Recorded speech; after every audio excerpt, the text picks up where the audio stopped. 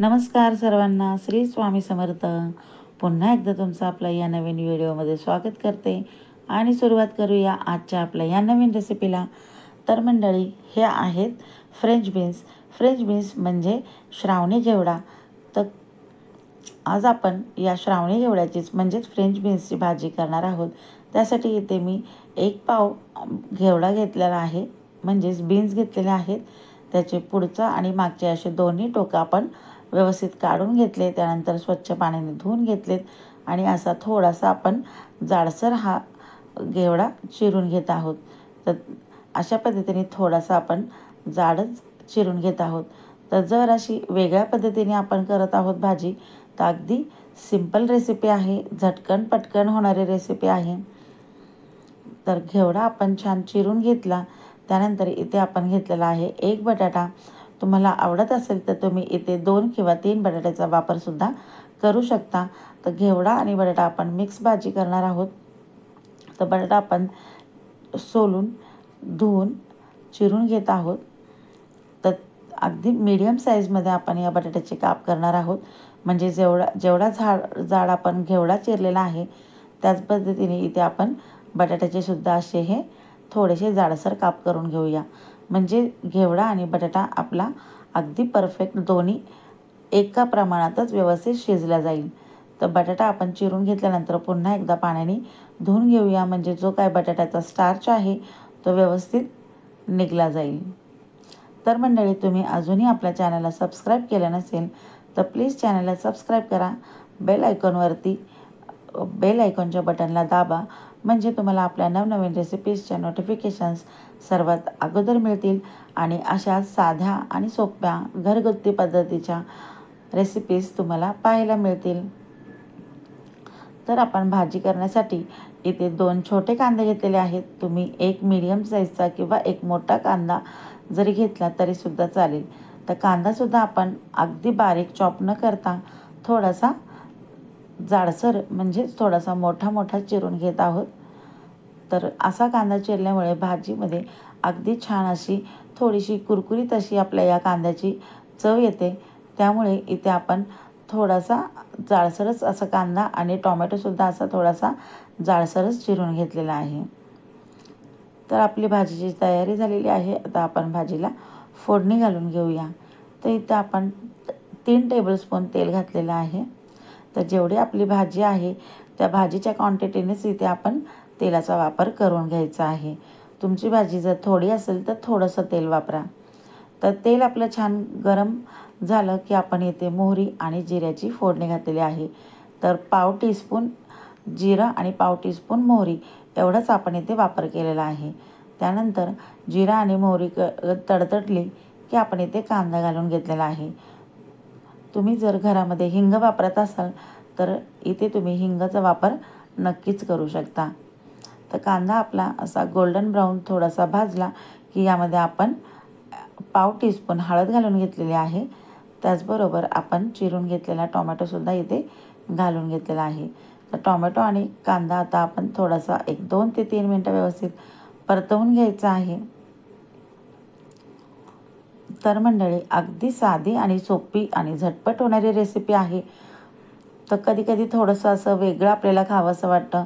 नेहमी मसाल्यातलं किंवा वाटणातलं आपल्याला खाऊशी नाही वाटत.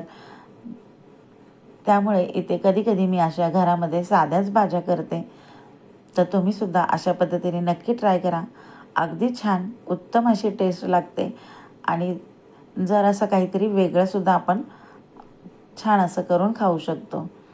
तर इथे आपण कांदा टोमॅटो भाजल्यावर घेवडा आणि बटाटा घालून घेतलेला आहे. त्याचबरोबर इथे 1 टेबलस्पून आपण कांदा लसूण मसाला घालत आहोत. तर हा घरचा मसाला आहे. त्याचबरोबर इथे आपण चवीप्रमाणे मीठसुद्धा घालून घेऊया. जर तुम्ही घरात मसाला बनवत नसाल, जर तुम्ही रेडीमेड मसाला वापरला तरीसुद्धा चालेल. कांदा लसूण मसाला वापरत असाल तरीसुद्धा चालेल, किंवा जर तुम्ही मिरची पावडर वापरत असाल तर मिरची पावडरसोबत तुम्ही 1 टीस्पून गरम मसाला पावडर इथे वापरलीत तरीसुद्धा चालेल. तर हा कांदा लसूण मसाला आपण घरातच बनवतो आणि या मसाल्यामध्ये सर्व साहित्य असतं. कांदा, लसूण, धनं, जिरे, खोबरं आणि गरम मसाला सर्व असा व्यवस्थित आपण मिक्स करून केलेला हा घरातला कांदा लसूण मसाला आहे. त्यामुळे मी इथे बाकीचं जास्तीचं काही साहित्य वापरलं नाही आहे.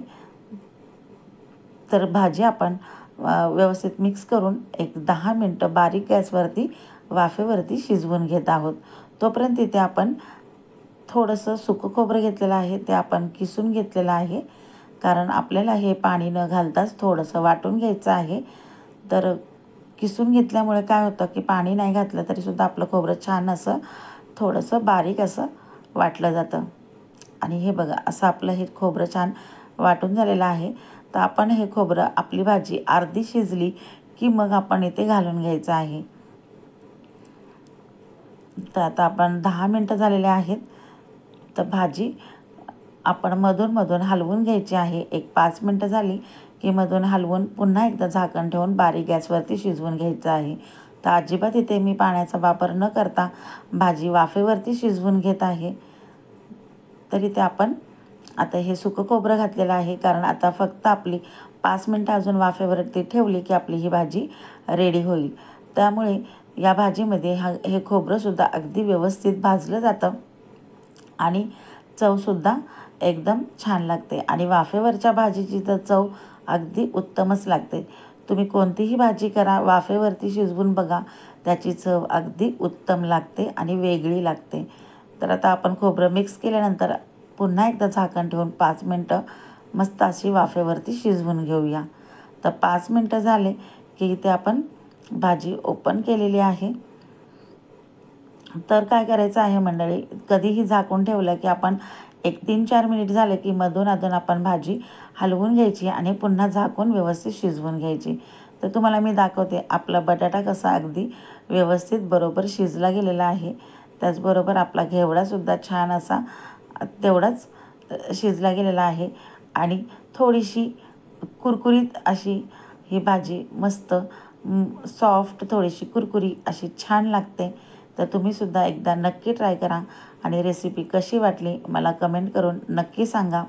रेसिपी आवडल्यास नक्की चॅनलला सबस्क्राईब करा, व्हिडिओला लाईक करा आणि मला कमेंट करून नक्की सांगा. तर आपली ही श्रावणी घेवड्याची आणि बटाट्याची भाजी मस्त अशी रेडी झालेली आहे. आता आपण हिला सर्व करूया. तुम्ही चपातीसोबत भाकरीसोबत खाऊ शकता. वरण भात आणि ही भाजीसुद्धा अगदी छान लागते टेस्टला. तर तुम्ही एकदा नक्की ट्राय करा. व्हिडिओ पूर्ण पाहिल्याबद्दल मनापासून धन्यवाद. पुन्हा भेटूया नवीन व्हिडिओमध्ये नवीन रेसिपीसोबत. तोपर्यंत टेक केअर. Bye bye.